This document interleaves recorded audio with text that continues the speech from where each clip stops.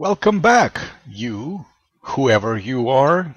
In this section of this tutorial, we're going to cover unit combos, or unit composition, when it comes to a mid-draw. Okay, the first unit combo is that you want to be able to put your tanky, quote-unquote, power units, the units that will do a lot of damage in your mid. You also want to put units that have high supply demands. Because of that, you're going to be able to concentrate most of your supply in the mid. The more supply you have in your mid, the more 3-on-2 you're going to be generating in your strong lane. So natural selection, for example, if you're playing Protoss, would be to put Immortals and, let's say, Archons and Colossus. This puts, without any other auxiliary units, 76 supply into your mid. And if you dump your auxiliary or support units into that bottom tile of 4, you're going to be able to put even more supply into your mid. I have a preference of putting units that are not high power in this bottom tile of 4. You can see that I am at 84 supply. So this is going to be a real 3-on-2 game on top and a real 2-on-2 game on the bottom, or more like 1 or 2 game on the bottom. The more units supply wise you can send this way, the heavier your push is going to be. The less units you send this way, the lighter the enemy, the first wave that the enemy is going to send your wave is going to be the lightest. Okay, moving forward. You can go ahead and also put heavy air into your mid-draw as the option of first choice. You can see that by putting heavy air in my mid-draw, I'm at 110 supply. Of course, in the game, you cannot go over 90 supply.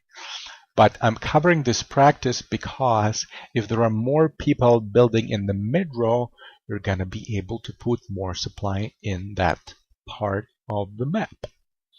So, you have a preference of putting heavy air units or heavy ground units into your mid, and it works really well when you are ahead and other people are playing the way they are supposed to.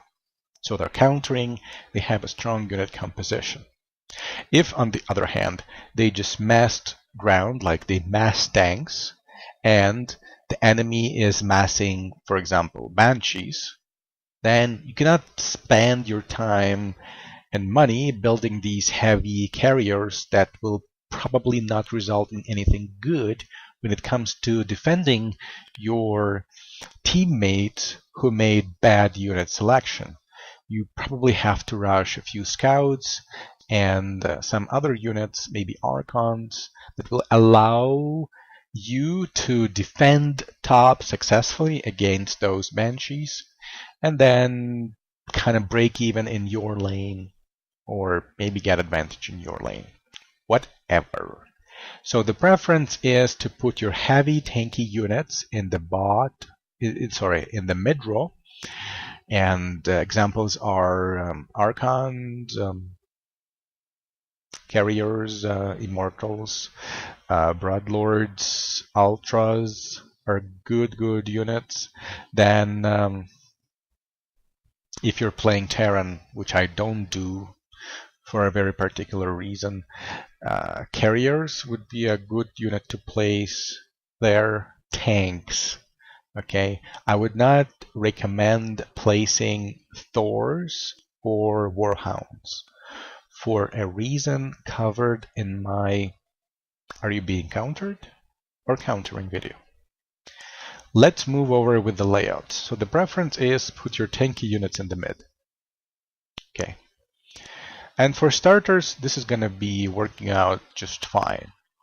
Later on, when you get a good feeling on the interaction of economy and the effective choice of units underneath the quote-unquote economic combos. When you go into hybrid builds, you can go ahead and utilize a very strong build.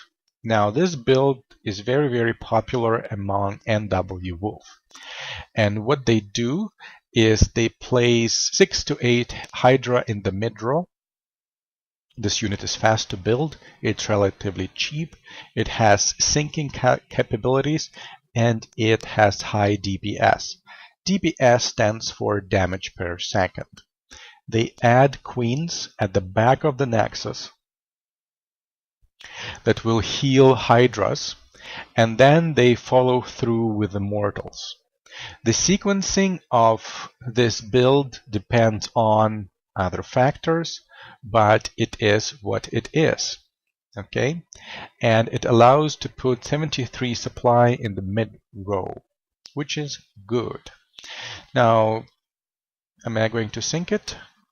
I think I am, just to demonstrate. No, I didn't. Now later on, when the game progresses and people are reaching their supply cap, you can go ahead and get rid of this Hydra. Hydra has used its purpose in the early game when you can create pressure because of its high DPS and speed. You can go ahead and get rid of it and place heavy air units in its place. It's okay to block Hydra as you do this, because one blocked Hydra isn't going to make a break, isn't going to turn the enemy wave around. So you had 16 units on top, and then you switched your jam for a heavy ship, and there you go. You got what? 18 units and 111 supply. If mid-row real estate is becoming of an issue, which is sometimes do. Okay. Next build is a typical clan build. So the other one is more of a like when one player or two players play in a pre-arranged game, they tend to combine Hydra and Immortals or other tanky units. In a typical clan versus clan game or pre-arranged game versus pre-arranged game, typical selection for the mid-row is Hydra, tanks, queens, and Immortals. Very strong opening for a game of a party versus party. The sequencing of this is going to be different because one person is going to be building tanks, maybe two people are building Immortals, and somebody else is building Hydra. Or two people are building Hydra and then they both switch to Immortals, whatever. Moving forward, they're going to open their bot mid with heavy units. Okay, and this is a good layout for like a mixed race layout, so at least two people have to be playing mid. What happens there is that they get momentum by building tanks. Because Terran Opener is the strongest, they get momentum by building tanks. They get lots and lots of Hydra that is stacked behind them, provided Hydra is synced, and then they roll out their heavy power units that also sync well with Hydra and provide lots and lots of damage versus armored. So what happens often is that people see tanks, they start to roll out Immortals. Immortals take a toll on the economy and the build time. They add tanks with Hydra. 3 Hydra will wipe out 1 Immortal. And taking into account the economic effect, people who go this route, tanks then Hydra, they will have an upper hand over people who are just trying to roll out their Immortals, especially when those Immortals are not in the mid-row. Those Immortals are going to catch up to this build, but what's going to end up happening, they're going to add Immortals of their own, and then they're going to add high power units to deal with those immortals, for example. So this build is a little bit tricky because it incorporates the effect of unit selection that is controlled by your economy. Okay, the slower the economy, the more cheaper units you can build to counter heavier, more expensive units. When the economy levels out, these units are going to be countered. Okay, they're going to be countered. So you have to keep up and add more units that will be able to counter and deliver damage to the other side. Back to layout. So like a clan layout would be 2 queens at the back, 6 Hydra, few emos, a few tanks, and then if it's a clan or a party of 4, then they're gonna start concentrating their heavy shit on bot mid. And it either can be ground or it can be air. Okay? Depending on the strategy or depending which game they want to play. So they can go ahead and fill it with all carriers. Put a whole lot of supply into their mid.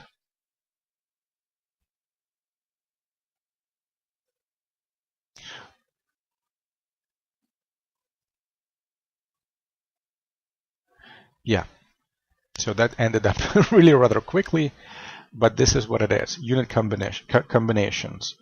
Tanky units, for starters. When you master economy versus units, you want to go into Hydra/Emo combo. Then you may want to transition to Hydra Emo tank combo,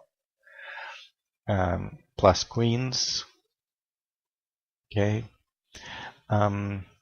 Then you can experiment with different unit combinations. So Emo Scouts, Emo Archon, Air, Heavy, Broodlords, Ultra, Colossus, Carriers, Tempests. These units are also a good selection for mid-draw because they are power units and they demand a lot of supply. Thanks for watching. In the next section of the tutorial, I will cover mid-swing. Ciao.